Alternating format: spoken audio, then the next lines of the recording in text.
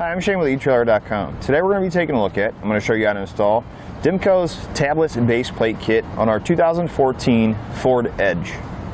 There are 5 main components to a flat tow setup: your base plate, your wiring, your tow bar, your safety cables, and your braking system. What our base plate is going to do for us is going to be a solid connection point between our tow bar and our towed vehicle. You can see with our fascia removed, our base plate is going to attach directly to the chassis of the vehicle to give us that solid anchor point for our tow bar. You can see when not in use, it maintains a nice clean look on the front of the vehicle.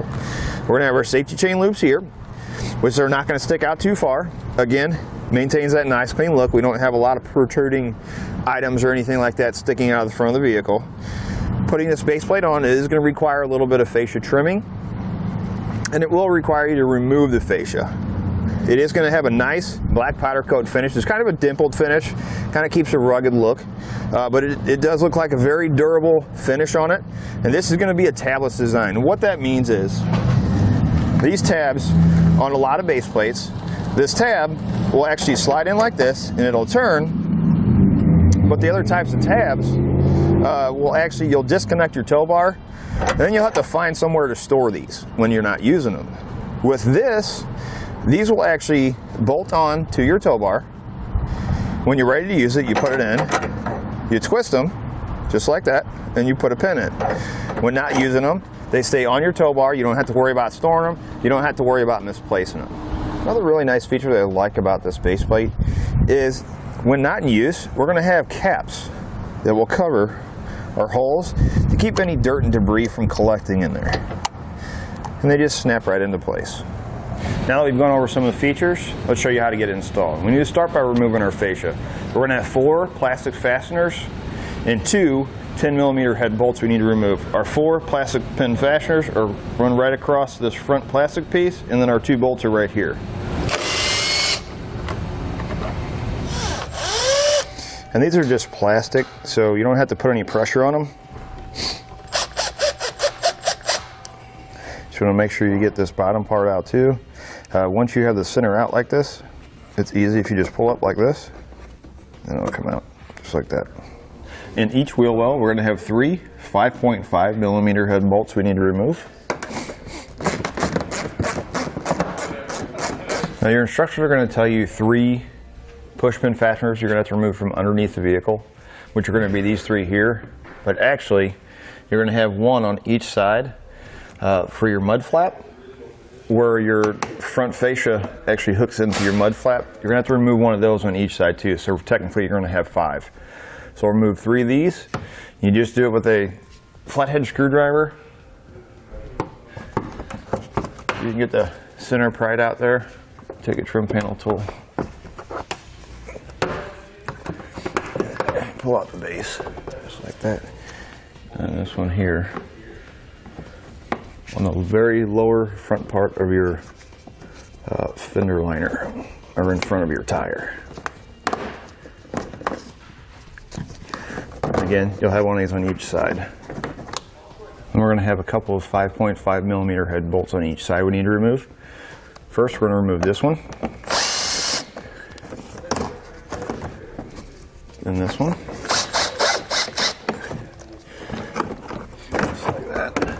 And you're going to remove those same 2 on the other side of the vehicle.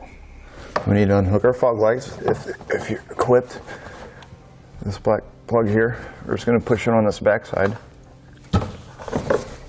Right there. You're just going to push in and pull out. And you're going to do that same thing on the other side. With an extra set of hands, we're going to remove our fascia. We're going to start on the very outside of our fender, where our fender meets our front fascia. And we're going to start to pull out, work our way to the center.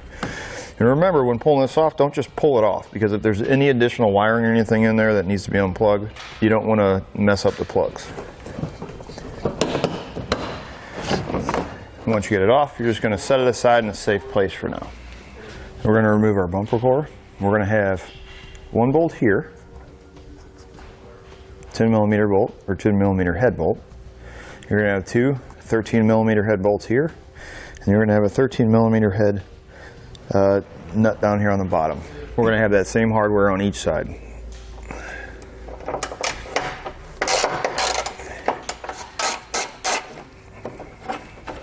And we're going to have a 10mm head nut right down here on the bottom.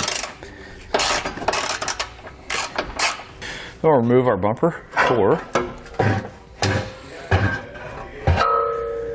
And we'll set it aside. Driver's side, you're going to have a bracket in your kit, looks like this. It's going to say driver's side on it. You're going to need 2 1.5" by 7/16 bolts, lock washer and flat washer. You're going to get some blue Loctite in your kit. It's a little tube. It's going to look like this. And make sure you use this on all of your hardware that you're installing.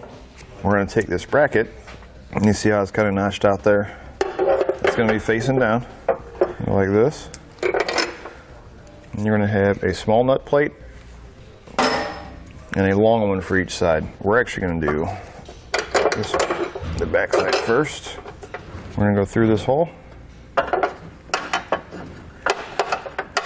On our passenger side, we're going to have 2 nuts. We're going to have one here, and we're going to have one on our back side of our washer bottle reservoir that we need to remove so we can get our bracket in against our frame rail.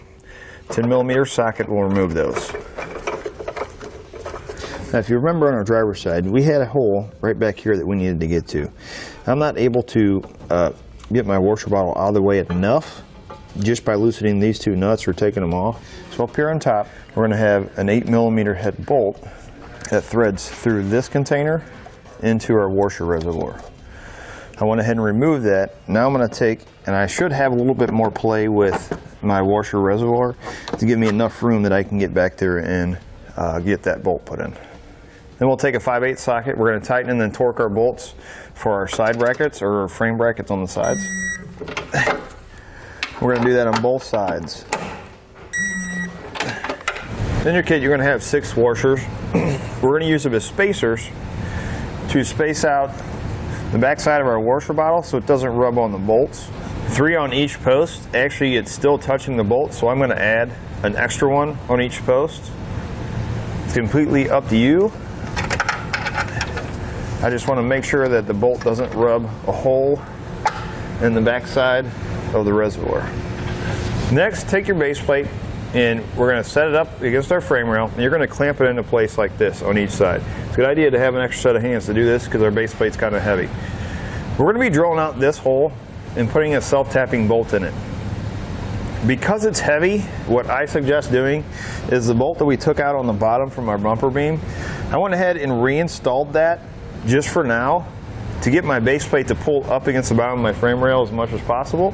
Once I got it tightened up to the bottom of my frame rail, then I clamped it back into place so we're tight this way and this way. Now we can drill this hole out. Using a 5/16 drill bit, we're going to drill a hole right through our frame rail. Make it a little bit easier for yourself. You take a drill bit that'll just fit inside of this hole and use it to make a mark, because your drill bit, your 5/16, is actually smaller than that hole. Use a drill bit just the right size and actually make a little dimple there, and that'll keep your drill bit from bouncing around inside that hole. We're going to take our 3/8 self-tapping screw. You'll know it's a self-tapping screw. It's have a little notch in it like that. 9/16 socket. Tighten that into place. Again, make sure you're using Loctite on all your hardware. Then you're going to repeat that process on the other side, and then you can remove your clamps. Before reinstalling our bumper core, our lower tab, which is going to be the single one, you can either bend it up or you can cut it off. I'm just going to cut mine off so that I know that it's flush with this edge. I mean, you can use a cutting wheel.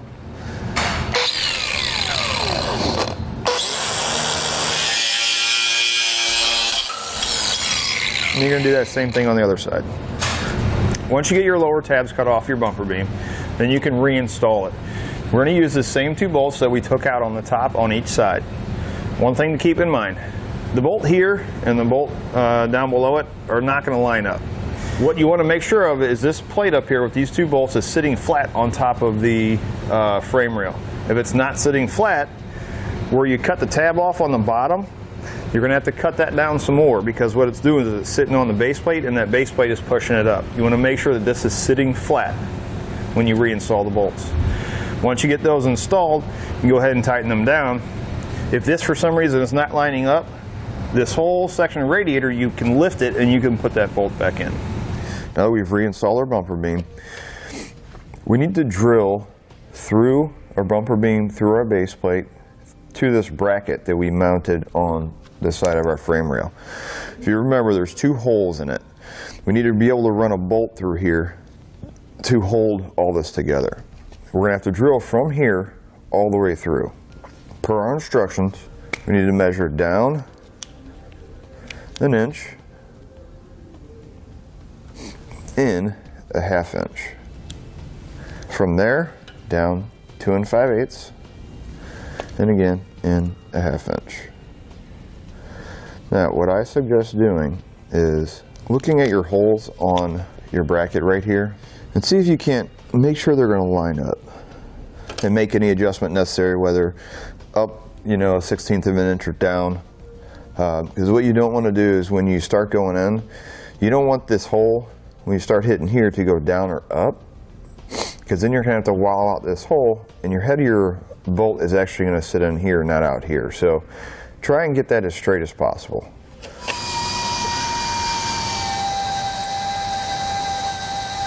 Some of these bumpers can be hardened steel. It might take a little bit to get through them. If you don't lubricate it, what happens is your drill bit overheats and you can end up breaking it, or it really strips it out bad where it's not any good anymore. So just try to keep that lubricated as much as possible. Even if you have to have somebody stand here and spray it every once in a while, it might be good. So now what I'm going to do is I'm going to open this outside hole just a little bit, because it looks like I might be just a little bit high on this inside hole. I'm going to open this up so that I can get my drill bit and kind of go down a little bit more. If I try to go down now, what's going to happen is my drill bit's going to bend and you can take a chance of breaking it. So again, this outside hole here, we're not going to be using, we're just using it to get our hole drilled in here. The reason why we don't just cut it out is because inside our bumper there's a flange that's welded right here. And if we cut that out, then you're losing support on the bumper. So all we need to do is a hole.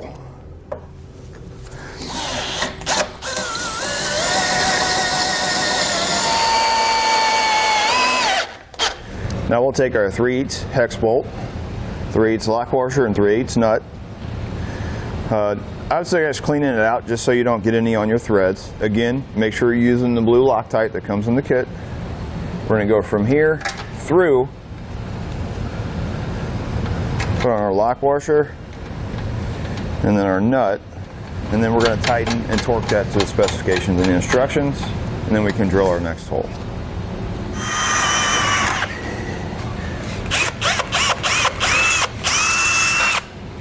Once you're done putting your 2 bolts in on each side of a bumper beam, we're going to have 2 more on the bottom.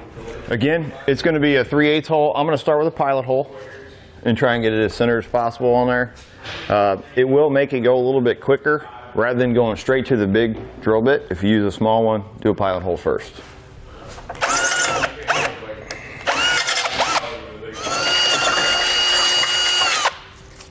We're going to take our 3/8 bolt, we're going to go up, we're going to put on a lock washer, and then a nut.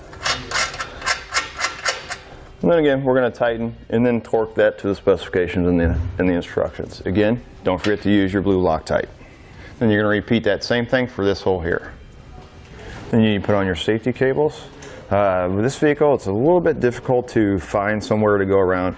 On our driver's side, we were able to go around our support beam that runs across right behind our radiator. You can see I went around base plate, I went through, and then wrapped around my support beam, and then used my 2 rings here. Passenger side is going to be a little bit different. Passenger side, we can't go around our support beam because we have a pulley that sits right there. So what we did is, around my base plate, I went through and wrapped around my body mount here. I took 1 ring, wrapped it around both cables, passed the one through it, and tied it to the next one. This ring is tied to the loop on the one that comes around this way, and I just zip tied them in place so they don't rattle. Now our last step to installing our base plate is to trim and reinstall our fascia. But before doing that, it's a good idea if you're adding any wiring or a braking system to do that before installing your fascia. It's going to make it much easier to run all your wires down to the front of the vehicle. That'll do it for a look at and installation on the Demco tabless base plate kit on our 2014 Ford Edge.